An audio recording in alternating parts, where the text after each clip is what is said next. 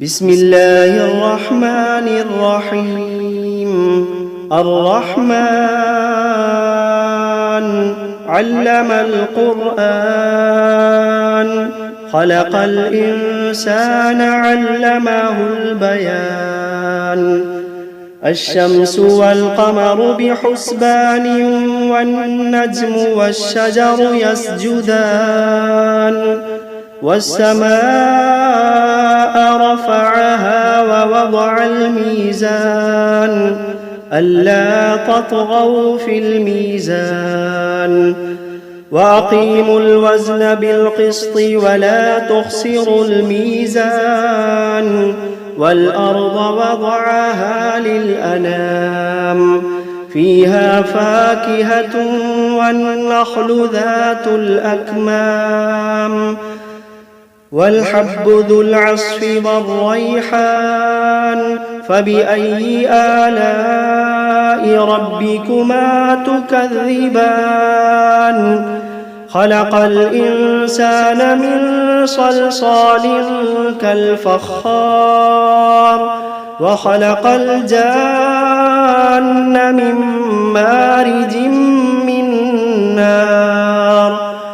فبأي آلاء ربكما تكذبان؟ رب المشرقين ورب المغربين. فبأي آلاء ربكما تكذبان؟ مرج البحرين يلتقيان، بينهما برزخ لا يبغيان. فبأي آلاء ربكما تكذبان؟ يخرج منهما اللؤلؤ والمرجان. فبأي آلاء ربكما تكذبان؟ وله الجوار المنشآت في البحر كالأعلام. فبأي آلاء ربكما تكذبان؟ كل من عليها فان، ويبقى وجه ربك ذو الجلال والإكرام. فبأي آلاء ربكما تكذبان؟ يسأله من في السماوات والأرض كل يوم هو في شأن. فبأي آلاء ربكما تكذبان؟ سنفرغ لكم أيها الثقلان. فبأي آلاء ربكما تكذبان؟ يا معشر الجن والإنس إن استطعتم أن تنفذوا من أقطار السماوات والأرض فانفذوا، لا تنفذون إلا بسلطان. فبأي آلاء ربكما تكذبان؟ يرسل عليكما شواظ من نار ونحاس فلا تنتصران.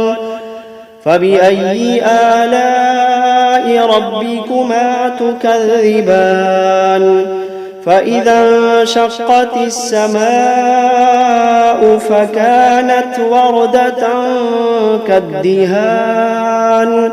فبأي آلاء ربكما تكذبان؟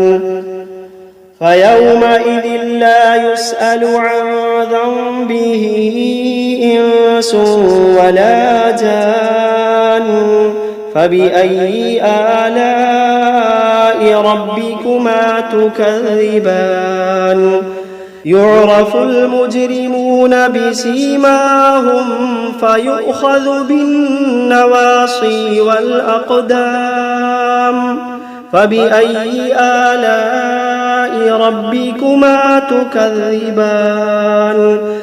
هذه جهنم التي يكذب بها المجرمون يطوفون بينها وبين حميم آن فبأي آلاء ربكما تكذبان ولمن خاف مقام ربه جنتان فبأي آلاء ربكما تكذبان ذواتا أفنان فبأي آلاء ربكما تكذبان فيهما عينان تجريان فبأي آلاء ربكما تكذبان فيهما من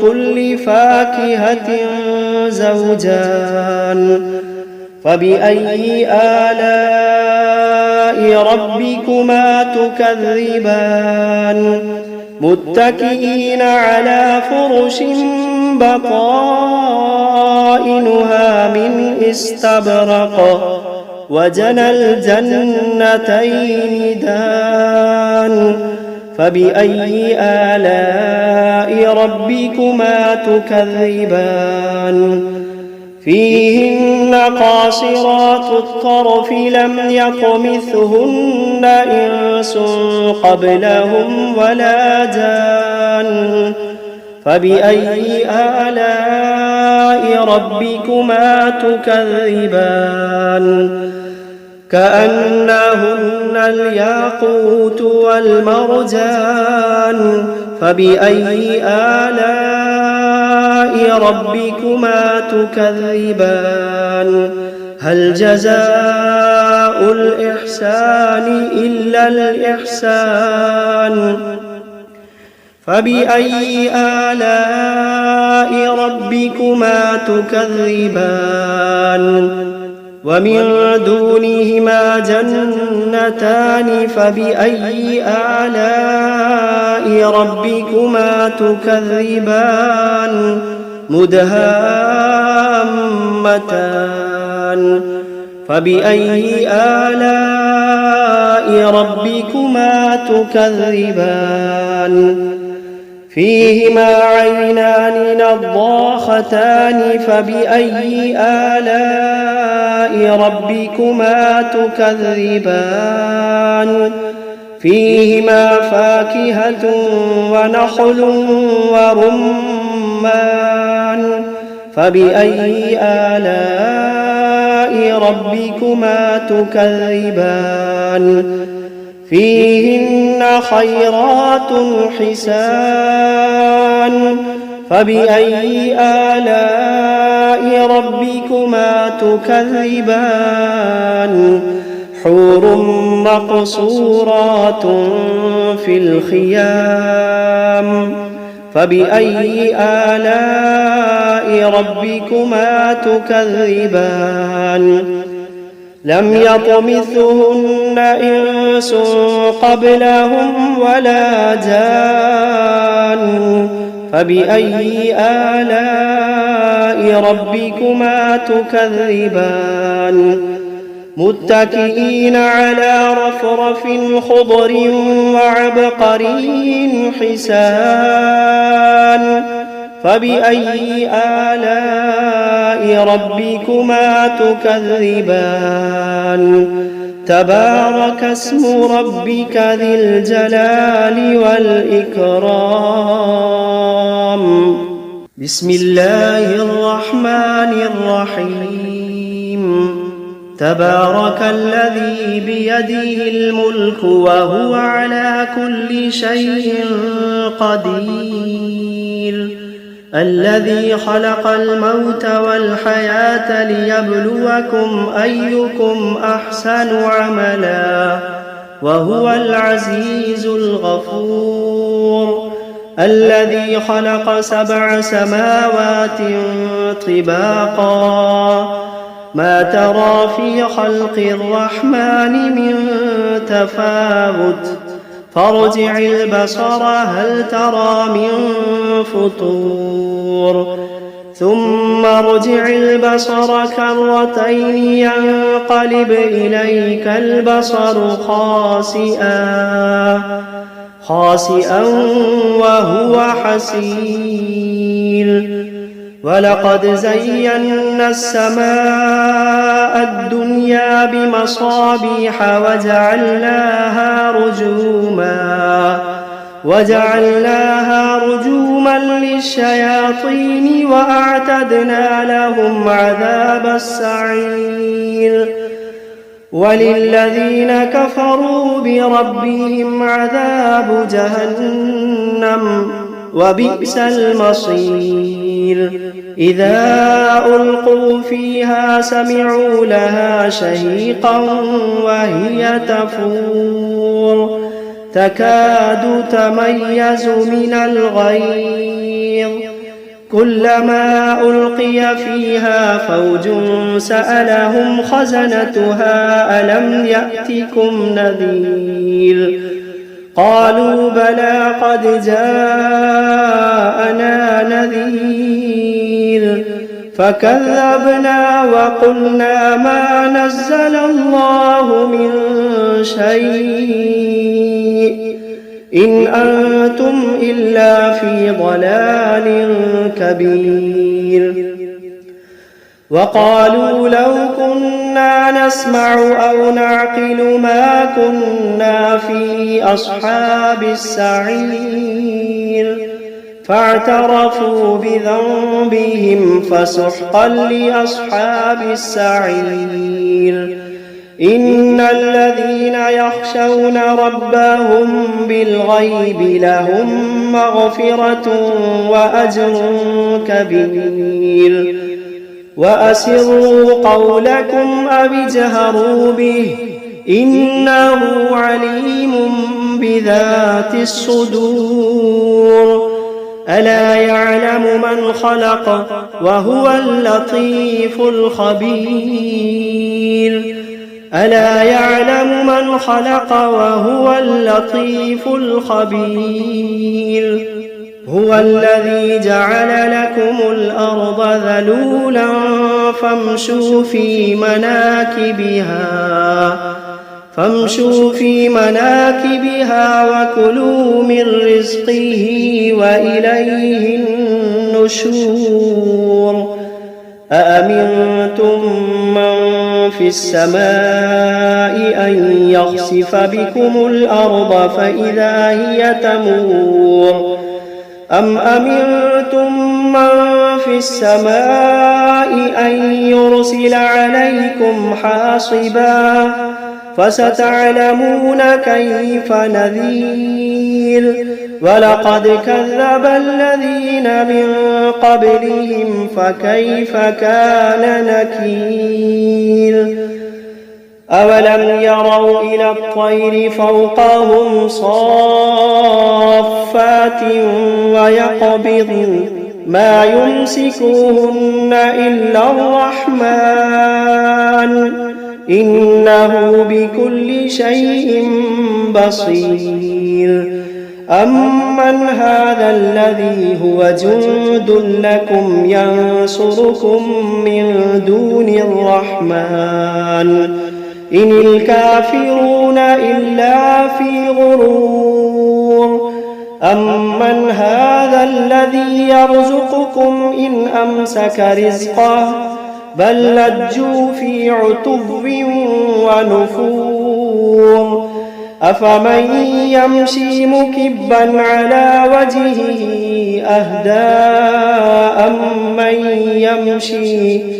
أمن يمشي سويا على صراط مستقيم قل هو الذي أنشأكم وجعل لكم السمع والأبصار والأفئدة قليلا ما تشكرون قل هو الذي ذرأكم في الأرض وإليه تحشرون ويقولون متى هذا الوعد إن كنتم صادقين قل إنما العلم عند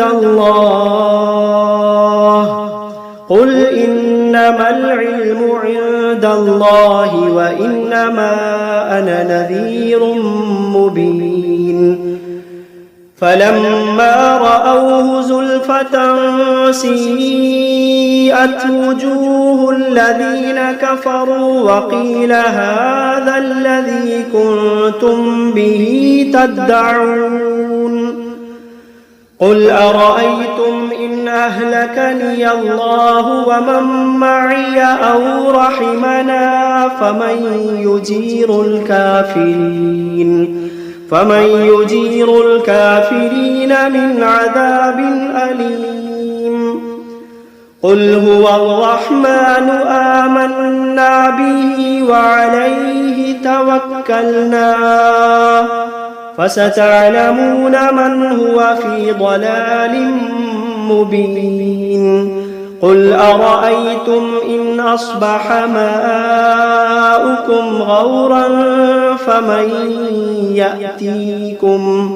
فمن يأتيكم بماء معين بسم الله الرحمن الرحيم قل أوحي إلي أنه استمع نفر من الجن فقالوا إنا سمعنا قرآنا عجبا يهدي إلى الرشد فآمنا به ولن نشرك بربنا أحدا وأنه تعالى جد ربنا ما اتخذ صاحبة ولا ولدا وأنه كان يقول سفيهنا على الله شططا وأنا ظننا أن لن تقول الإنس والجن على الله كذبا وأنه كان رجال من الإنس يعوذون برجال من الجن فزادوهم رهقا وأنهم ظنوا كما ظننتم أن لن يبعث الله أحدا وأنا لمسنا السماء فوجدناها ملئت حرسا شديدا وشهبا وأنا كنا نقعد منها مقاعد للسمع فمن يستمع الآن يجد له شهابا رصدا وأنا لا ندري أشر أريد بمن في الأرض أم أراد بهم ربهم رشدا وأنا منا الصالحون ومنا دون ذلك كنا طرائق قددا وأنا ظننا أن لن نعجز الله في الأرض ولن نعجزه هربا وأنا لما سمعنا الهدى آمنا به فمن يؤمن بربه فلا يخاف بخسا ولا رهقا وأنا منا المسلمون ومنا القاسطون فمن أسلم فأولئك تحروا رشدا وأما القاسطون فكانوا لجهنم حطبا وأن لو استقاموا على الطريقة لأسقيناهم ماء غدقا لنفتنهم فيه ومن يعرض عن ذكر ربه يسلكه عذابا صعدا وأن المساجد لله فلا تدعوا مع الله أحدا وأنه لما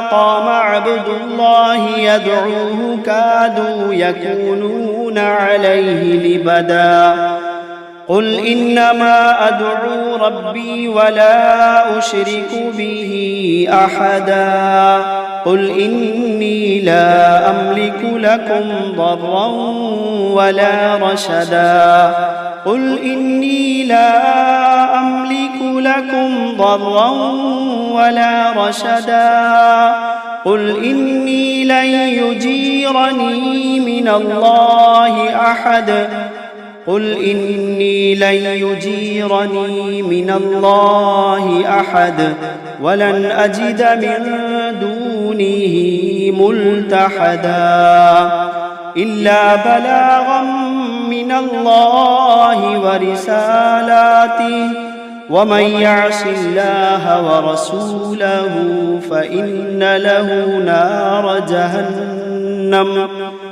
ومن يعص الله ورسوله فإن له نار جهنم خالدين فيها أبدا حتى إذا رأوا ما يوعدون فسيعلمون من أضعف ناصرا وأقل عددا قل إن أدري أقريب ما توعدون أم يجعل له ربي أمدا عالم الغيب فلا يظهر على غيبه أحدا إلا من ارتضى من رسول فإنه يسلك من بين يديه ومن خلفه رصدا ليعلم أن قد أبلغوا رسالات ربهم وأحاط بما لديهم وأحصى كل شيء عددا.